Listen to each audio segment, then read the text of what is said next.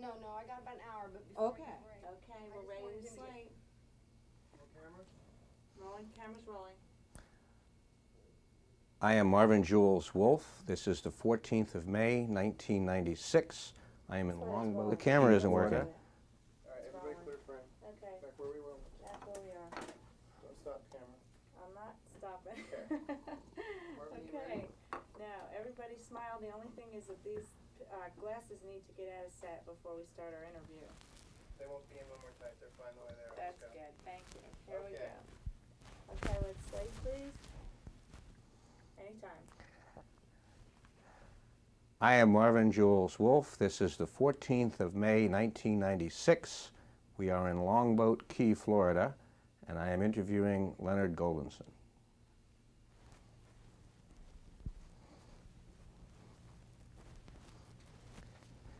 Leonard, could we begin by you stating your full name? Leonard Harry Goldenson. Is that the name you were born with? Yes. Do you have any nicknames? Beg your pardon? Do you have any nicknames? Goldie. And what is your birth date? December 7th, 1905. And you were born where? Scottdale, Pennsylvania. And what county is that? Westmoreland. Can you talk a little about your mother and your father and how the circumstances of your youth affected your choice of career?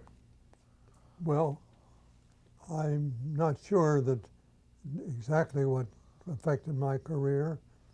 My father was a merchant in the town. The town was only about 5,000 people. But my father had a small interest in the two motion picture theaters in the town. Sound wasn't in it at that time. And I used to hang around on Saturday at the theater and asking people what caused them to like the picture, if they did, and everything I could possibly exact from them. And my father preferred me to work in the store, but I preferred to hang around the theater. This was a dry goods store. Yes. Do you recall the very first movie you ever saw? The first meeting? Movie. The first movie. No. Can you describe, there were two different theaters, and one of them was just for serials, right? Yes. And the other one? Was for the regular pictures. And what did they look like? Terrible. Nothing. About how many people could you get in them? Well, I think if you get in 200, you're lucky. And did they have concessions in those days? Popcorn and drinks and whatnot? Not to any great extent, but a little bit. When you went to the movies, did you ever have any dream that you might somehow be involved in the movies in some way at that time? No, I never did, but I subconsciously felt I'd like to be in the motion picture business. Now, radio was just getting started when you were a young boy, Yes, and I understand that you had built yourself a radio set. yes. When did you first hear radio? Before that? Oh, just a short time before that, yes. And where was that? In Scottdale. No, I mean, was it your father's radio set or was it someone else's? No, I guess it was in our own home. And what did you hear when you heard the radio the first time? Do you remember the kind of program? Was it music or something else? I'd like to tell you I could remember, but I don't. Now, later on, you built a crystal set. Yes. Did you used to listen to it a lot? I listened to it. I didn't think it was that great, but I listened to it. And you heard KDKA, was that the station? In Pittsburgh, yes. And you heard, did it give your imagination any kind of a boost to be listening to radio? No, I thought it was exciting to get the sound. I still do. At that time, did you ever think that television might be possible? Never thought about it. Never thought about adding sight to sound? No.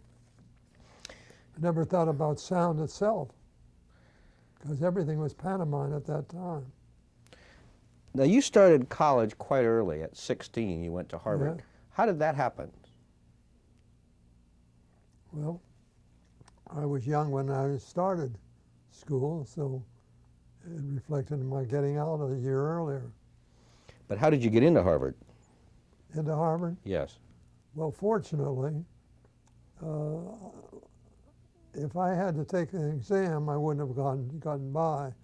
But the particular year that I applied, Harvard changed their rules that a person graduating in the upper 10th of their class and coming from areas other than Cambridge or anywhere near there had an opportunity. And I was in the upper 10th of my class, and accordingly, they selected me to go to Harvard. Now, when you got there, were things very different than they had been in Scottsdale? Well, no question about that. I understand you almost flunked the first year. Yes. I went out for football, didn't pay too much attention to the studies. I thought it was going to be a dream. Basically, in the hour exams in November, when I took them, the results, I got all failure for everything. Didn't pass one. What did you do? I made up my mind I was going to go after it hammer and tongs. I canceled going home for the holidays, that I was going to work over the Christmas period, which I did. And when it came to February, when the February exams were taken, I passed everything. Did you have a tutor? No, but there was a friend of mine who was very bright, and I prevailed upon him to work with me. Were you seriously worried about going home in disgrace and Yes, disappointing very your definitely. parents? Very definitely. Not long after you got out of law school, the Depression hit. How did this affect your family? I'm not sure I understand what you mean, how did it affect me? Well, the whole country was turned upside down by the crash of the stock market and the failure of all of these businesses. How did that affect your family and yourself, both financially and psychologically? Well, it affected financially. My father was very close to a man named Laux, Charles Laux, who was the principal owner and the head of the First National Bank of Scottsdale. And my father was heavily invested in that bank, and when this debacle occurred, well, that bank was affected the way every other bank was. They had to close their shop. So he lost all his money. So your father lost all his money. Yes. But you were able to help him. How did that happen? Well, in the summertime, my first year in college, I asked my father if he could get me a job with Moore, Leonard, and Lynch in Pittsburgh. And he called Charles McKenna Lynch, whom we knew quite well. And I got a job at Moore, Leonard, and Lynch. And the first summer, they put me in the unlisted department. This was a brokerage house. Brokerage firm. Second summer, they put me in the statistical department. And every summer, they put me in a different department. And basically, I wasn't making much money, but the money I made, I kept putting into stocks, and I made, for a small amount, or a small person, a fairly amount of money, fairly good amount of money. And how is it that you didn't lose your money when the stock market crashed? Well, he never concerned himself with me. I ran my own shop. What I'm getting at is when the stock market crashed, almost everybody was invested, but you got out of the market before that. Well, I got out of the market before I went to law school. And so I saved all my money. It was probably about 15 or 20,000 at that time, which in today's terms is much larger, of course. Put a zero behind it. And this was the money that helped your family get through the Depression. Yes. I loaned that money to my father, and in a couple of years when he when they reactivated their business, he paid me back. Now, how did you get into the movie business? Well, when I got out of law school, I stopped in New York and went to every motion picture company to get a job. But that was the base of the Depression, and I got a no everywhere. Did you mean you went to every law firm? No, I went to the motion picture companies first. Then I went to Pittsburgh, where Mr. Lynch had said that if I didn't want to come into the firm, he would get me into one of his law firms, which he did. But the particular year that I graduated, 2 judges' sons graduated and came into that same law firm. And I said to my father and mother, I don't mind competition, but this looks awfully keen or tough to me. And my mother, God bless her, said, why don't you go to New York? It's the largest city in the country, and we'll back you, which I did. So when you got to New York, you went back to the motion picture companies, or you went to law firms? No, when I got to New York, I pounded the sidewalks for about a year before I got a job. After a while, I got a job in a law firm, one man who was the attorney for the Southern Pacific Railroad, had been and retired. And I just hated it. It was all broken down vegetables and all that stuff that you try to collect on. And that was not for me, but I got a call one day from a fellow by the name of Sam Rudner, who was at Harvard with me, and he said, Rue Clark, Buckner, and Ballantyne are taking on people now in connection with the reorganization of Paramount Pictures. And he said, you know the 2 men that are handling it, I'm sure you can get a job. So I said, I certainly will. I called them, and sure enough, I did get a job. And when I got into Paramount, they assigned me to go to Boston and clean up the mess of the theaters there. They had about 350 theaters under different ownerships, some of which was much too high, I mean, as far as their cost of operation. And so I had to learn, however, the theater business. I had to learn first how the bookers and buyers arrived at the conclusion as to what they wanted to buy. I had to learn the advertising business. And I sat down with the bookers and buyers on a regular basis almost every day until I felt I had a pretty good hold on it. And I felt that I could, after a while, I could select a picture that was not a dud. Now, what these bookers and buyers taught you about selecting movies to exhibit, how did that help you later on when you were in the programming business in television? Well, surprisingly, the theater business is very much related to television. The movies that, after being in the thing for a while, I felt confident when I saw a picture, it had a fairly good shot. If it didn't, I said so and tried to prevail, therefore, on my own judgment. That same thing applied in television, really. When it came to selecting subjects that would have a potential possibility in television, I felt confident, based on my experience in the theaters, that it had a chance.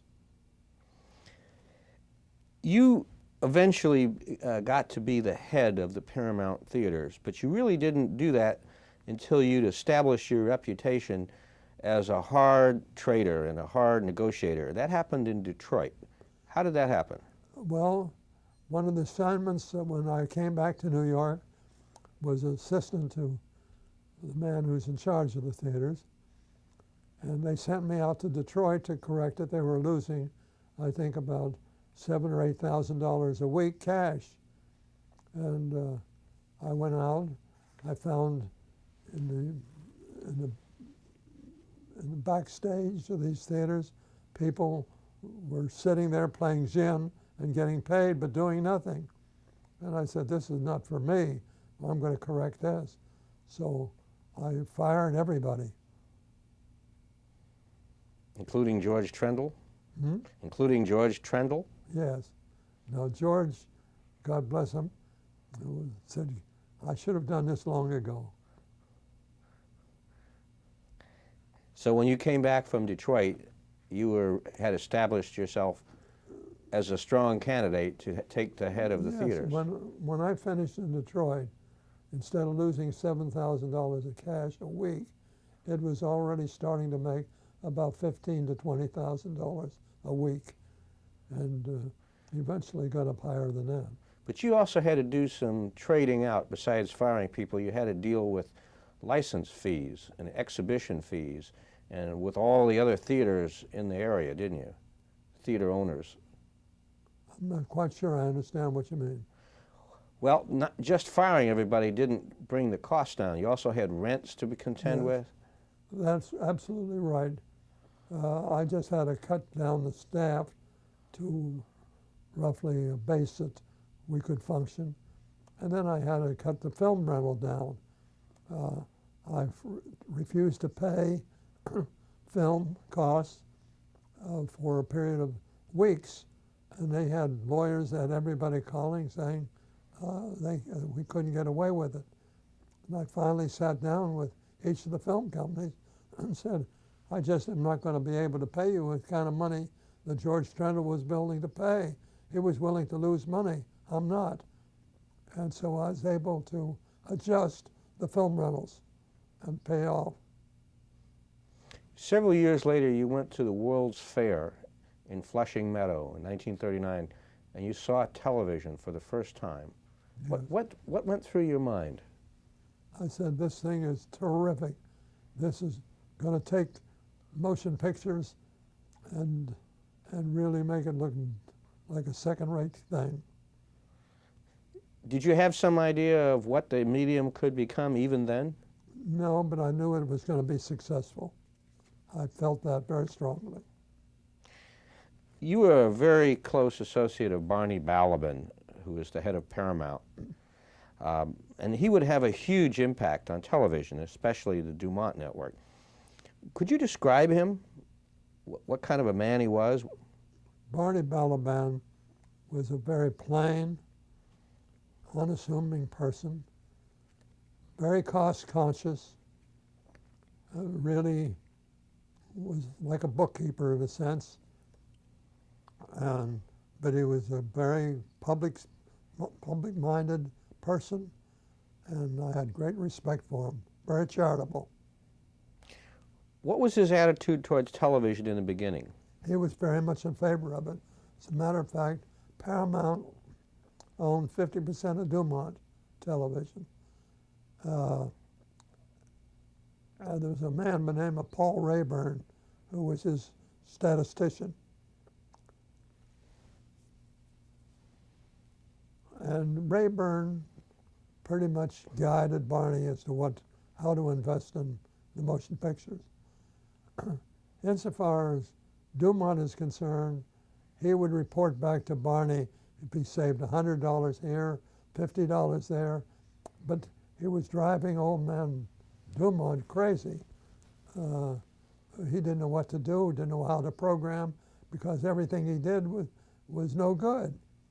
And I said to myself, this is no way to run a railroad. And so when it came eventually, some years later, for me to make up my mind whether I was going to be able to surpass Dumont as far as television is concerned, I said, if that's the way they're going to treat programming, they're going to lose out, because you can't do that. You've got to take your chances and go after programs in order to excite the public to tune into your station.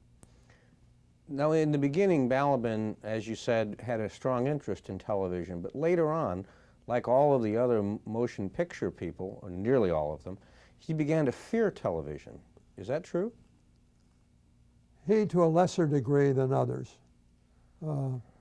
Some of them were absolutely fearful that they didn't have a chance with television, that we were going to take all their producers, their directors, their writers, and talent and move it over from motion picture to television. But you had a completely different view of this. You were one of the very few people in the motion picture industry who was not afraid of television. In fact, you welcomed it. Why? I'm not quite sure I understand. Most of the leaders of the motion picture studios had this attitude that you just described about television. But you didn't have that attitude. You had a completely different attitude. Oh, absolutely. And why not. was that? I felt that this was it. This was the greatest potential possible for programming. And when I acquired ABC, I went after the major companies to try to bring them into television, and it was tough. They wouldn't do it. But fortunately, it worked out. I could make a deal with Disney. Disney had an idea for Disneyland. He didn't have any money. He was broke, really. He'd been to the banks, been to the insurance companies, and been to CBS and NBC, and he had been turned down everywhere. And I said to myself, well, if he comes to me, here's a chance. And he did come, but we were the third choice, so to speak. And I made the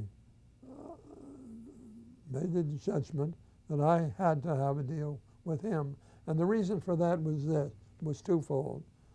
I had to crack the market. Every one of the motion picture companies had refused to deal with television. And he wanted to get into this Disneyland, and he needed money. And so I made the offer to raise the money for him. He wanted $4 to $5 million. I figured he needed 10 million. Actually, the first year he needed 17 million. And I made up my mind that I was going to do everything in my power to bring Disney into television. And if I could crack Disney, then I could crack maybe the other motion picture companies. Now, what led you to ABC in the first place? And once you heard about ABC being available, you had to deal with a man named Ed Noble. Can you talk about that? Yes. Ed Noble owned the I don't know, a candy company. Lifesavers. Yeah, Lifesavers. And was doing very well. He made a deal in competition with others to acquire ABC from RCA because the the commission decided that no one company could own or operate more than one network, and NBC had two, the red and the blue. And so he outbid the others, paid $8 million, and got the blue network. But he had loaned ABC $5 million. That went so fast that he didn't even know what happened. And so word got out. I had a call from Lehman Brothers that if we were interested, then he had a shot to go after that. And I made up my mind I would and did. I got a hold of Noble, traded things out with him. He at first said he wanted $25 million. I said, for what? For a company that's losing their shirt? I mean, you're out of your mind.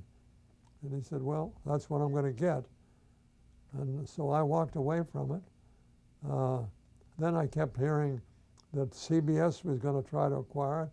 CBS at that time only had 2 television stations, and they could use these stations that Noble had in ABC. So basically, after I don't know how many weeks, I kept hearing who was negotiating with Noble, but nothing was coming out of it. So I called Ed Noble when I heard he was negotiating with CBS. And I said, Ed, I think you're out of your mind trying to make a deal with CBS. I mean, the commission is trying to avoid any company having more than one network. And if you're going to collapse ABC, you're not going to get the approval of the FCC. He said, well, you run your business and I'll run my business. Thank you very much. And so I passed them up for a while. And Bob O'Brien, who was with me, kept saying, Leonard, I think you're going to lose it. I said, well, I can't lose it if I pay an exorbitant amount of money for something that's losing money. He said, it's worth it. So finally, I got a call from Ed Noble. And he said, Leonard, I've been thinking about that. He said, let's sit down and discuss the possibility of a merger, and which I did. And I paid him what was the equivalent of $25 million. The figure he wanted all along in stock, half in stock and half in cash. And basically, I paid off that money awfully fast. Now, Ed Noble had a considerable reputation as a cheapskate. Very definitely. And he worked hard to maintain that reputation. He sure did. Now, didn't he try to deal one off the bottom of the deck with you? Well, with the station in Chicago? He was a very tough, peculiar duck. When it came to the stations, we owned Channel 4 in Chicago, and he owned Channel 7. And in that early days of the business, the rule was that Channel 7 would not get out as far as Channel 4, and therefore you wouldn't have the same results that you would have with Channel 4. I then talked to Ed. I said, of course, we're going to sell Channel 7. And he said, oh, no. He said, we're going to keep it. We're selling Channel 4 to CBS. And I said, how can you do that? We made the deal to acquire your company. We have the right to decide which stations we're going to keep. He said, no, I've already made the deal and I'm not going to go back on my word. So we got Channel 7 instead of Channel 4. CBS had a steal. So he sold him a station he didn't own? Yes. Now, once you had got through the FCC and you were allowed to buy, that is, United Paramount Theaters was allowed to buy ABC. Yeah, but that went on for months. I mean, they were fearful that we as a theater company would acquire ABC and then really scrap it in order to help the theaters and prevent ABC from going forward, which was nuts. We weren't going to pay $25 million to scrap it. And that's why hearings went on for weeks, I don't know how long, as to why we shouldn't get it. We did eventually.